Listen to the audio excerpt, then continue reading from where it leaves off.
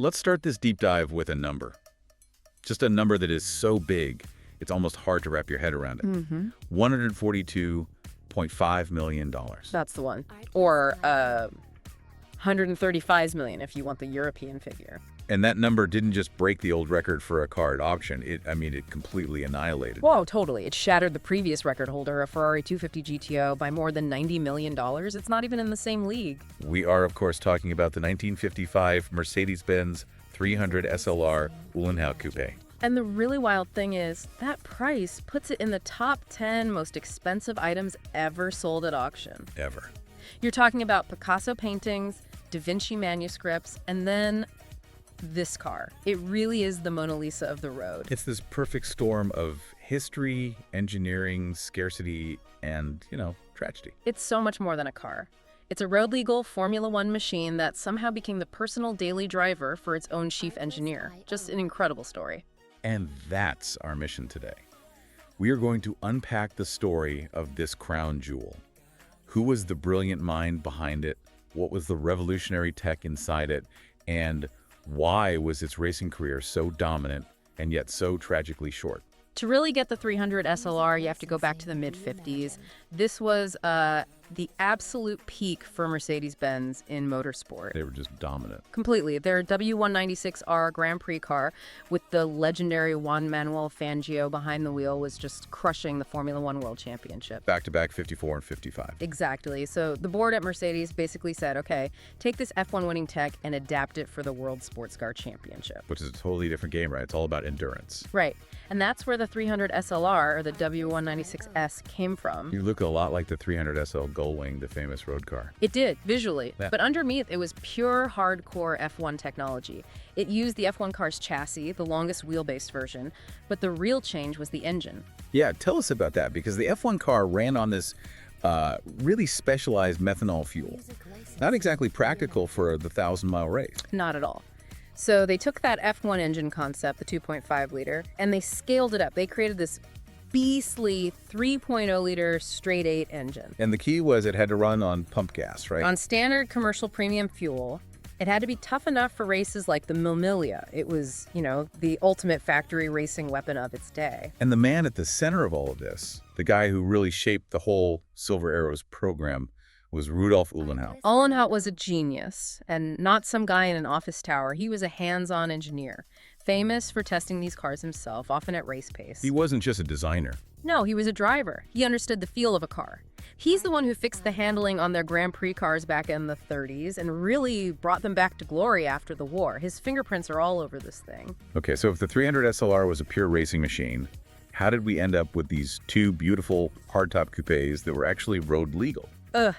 That's where the legend of the Uhlenhaut Coupe really starts. The closed-top cars were actually built for a very specific race. The Carrera Panamericana. Exactly, in Mexico. It was a brutal, high-speed, open road race. So Uhlenhaut built two special enclosed chassis for it, Chassis 7 and Chassis 8. But that race got canceled. It did. And then, as we'll get to, the entire Mercedes racing program came to a sudden, shocking stop later that year. So now you've got these two perfectly engineered, 180-mile-an-hour monsters just sitting there with nowhere to race. Well, if you're Rudolf Uhlenhaut, the answer is obvious. You take one as your company car. You register one for the road, yes. The second prototype became his personal daily commuter. It is probably the most absurd company car in automotive history. And when we say fast, we're not just talking fast for 1955. This thing was capable of 290 kilometers per hour. That's about 180 miles an hour. It's staggering. Think about the roads back then, the tires. It was just fearsomely quick. And loud. Terrifyingly loud. Oh, the noise. The exhausts were these massive pipes coming right out the side, basically unsilenced. People say Uhlenhaut's hearing problems later in life were a direct result of driving that car every day. Wow. He paid the price for that incredible sound. There's that legendary story, right? The dash from Stuttgart to Munich. It's about, 137 miles? That's the one. The story goes he was running late for a meeting, and he did the whole trip in just over an hour. Just over an hour. If you do the math, that's an average speed of nearly 160 miles per hour on public roads. in 1955. That's a feat of nerve as much as engineering. It shows you he knew exactly what his creation was capable of. He lived its limits. But if you actually look inside one, you know right away this was never intended for comfort. I mean, you literally had to take the steering wheel off to get in. Absolutely not. The whole interior just screams, race car! Those gullwing doors, for example, they look incredible, but they weren't for style. They were a necessity. A total necessity. The tubular steel space frame was so high and rigid there was no way to fit a conventional door, so they had to go up. And once you're inside? You were crammed in.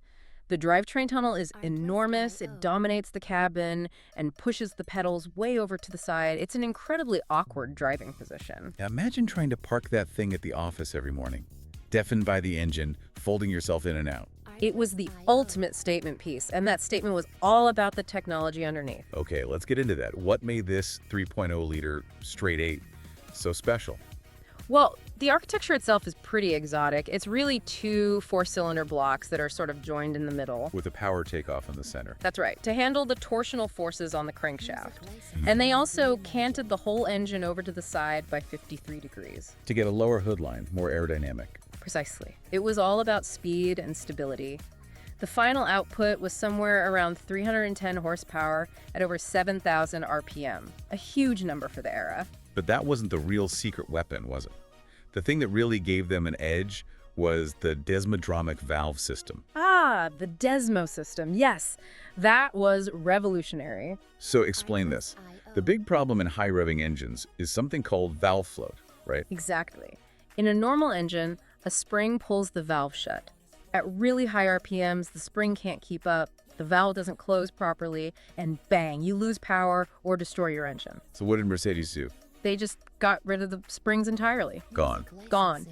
Instead, they used a mechanical system, a set of cams and levers, to physically force the valve shut, just as it forced it open. So it's positive closure, no matter the speed. 100% positive closure. This meant they could safely rev the engine to its red line of 7,800 RPM without any fear of valve float.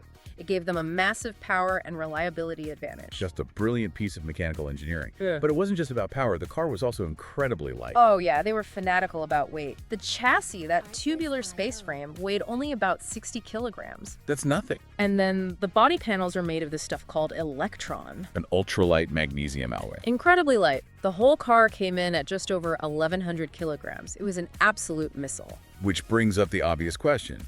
How do you stop a 180-mile-an-hour missile in 1955? A very critical question, yes. Because their rivals, especially the Jaguar D-Type, were already using the new, superior disc brake technology. Mercedes stuck with drum brakes. That sounds like a huge disadvantage. It could have been, but they had a couple of clever tricks. First, they mounted the big drum brakes inboard near the chassis instead of out on the wheel. Which reduces the unsprung weight, so it helps the handling. Exactly. But the real showstopper was the wind brake. The giant flap. The giant flap. For heavy braking, say at the end of a long straight, the driver could hit a lever and a huge panel behind the cockpit would hydraulically pop up into the airflow. Acting as a huge air brake. A massive air brake. It created a huge deceleration and also pushed the rear of the car down, giving it more stability. A brilliant solution for a problem they couldn't solve with discs yet. So you have all this genius engineering, all this power.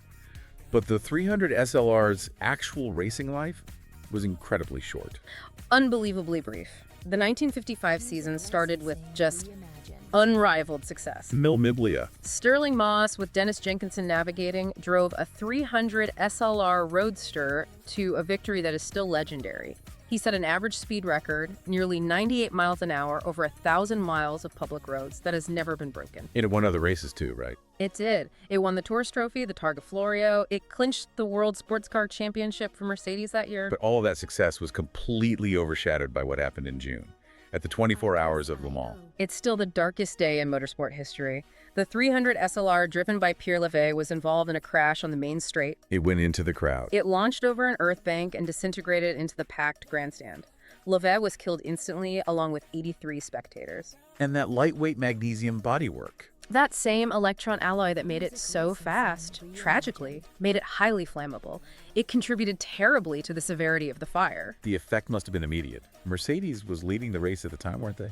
They were. And in a decision that you just can't imagine today, The management in Stuttgart made the call. They withdrew their remaining cars while they were in the lead. Out of respect. Out of respect, they just walked away from a certain victory. And they didn't just walk away from Le Mans. No. A few months later, in October of '55, Mercedes-Benz officially announced they were pulling out of all factory-backed motorsport. Immediately. So they had just won both the F1 and the sports car championships. And they just stopped. Just stopped. And that was the end of the 300 SLR's career. And it left those two beautiful Uhlenhaut Coupe prototypes as these silent monuments to what could have been. Which brings us all the way to 2022 and the sale of one of them, chassis number 8, for that insane price. Why would Mercedes finally sell one of its crown jewels? Well, the price really reflects its uniqueness. Only 2 were ever made. One was always in the museum, and this one, Uhlenhaut's car, had also been kept by them since new. There was no other 300 SLR coupe in private hands anywhere. So it was a true one-of-one opportunity. The only one that would ever come up for sale. And the auction itself was very secretive. Yeah, it wasn't a big public spectacle. Not at all. It was a private, invitation-only event at the Mercedes-Benz Museum. Very exclusive. And the buyer remains officially unnamed. Though the rumors point pretty strongly to Sir James Ratcliffe, the British billionaire. That's the strong rumor, yes. He has deep ties to Mercedes Motorsport. But what I find so interesting is that even for $142 million, the sale came with strings attached. It did. That was a key condition for Mercedes. The new owner has to make the car available for public display on special occasions. So it can't just vanish into a private collection forever. They wanted to ensure its legacy, its history, remains accessible. It belongs to the world, in a way. But the truly amazing part of this, the modern twist, is what they did with the money. Where did that $142.5 million go? This is the best part of this story. The entire sum was used to establish something called Visioneers, the Mercedes-Benz Fellowship. And what's that? It's a global fund. It's dedicated to giving educational and research scholarships to young people aged 16 to 28. And the focus of that research? It's specifically on sustainability, decarbonization, and environmental projects. Wow. So the ultimate symbol of 1950s fossil fuel burning speed is now directly funding the next generation of engineers who are working to solve the climate crisis. It's an incredible full circle moment. That is just a fantastic positive connection. The engineering legacy of the past is literally fueling the future. And you can still see that legacy in their road cars. That front mid-engine layout was the basis for the SLR McLaren supercar in the 2000s.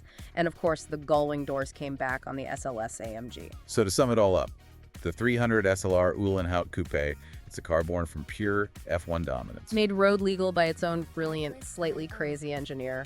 Powered by a revolutionary desmodromic engine, and its history is this mix of record-shattering triumph and the deepest tragedy. And today, its value is defined not just by being one of only 2, but by this unique philanthropic mission that ties its past perfection to future innovation. Which leaves us with a final thought. Just think about the incredible irony here. The most expensive car in the world, the symbol of raw power, noise, internal combustion, is sold specifically to fund research into a future without cars like it. Exactly. The legend of the 300 SLR isn't just sitting in a museum anymore. By funding these young engineers, its value is actively working on solutions for the modern world. Its story continues to evolve, and you could argue it matters more now than it ever did.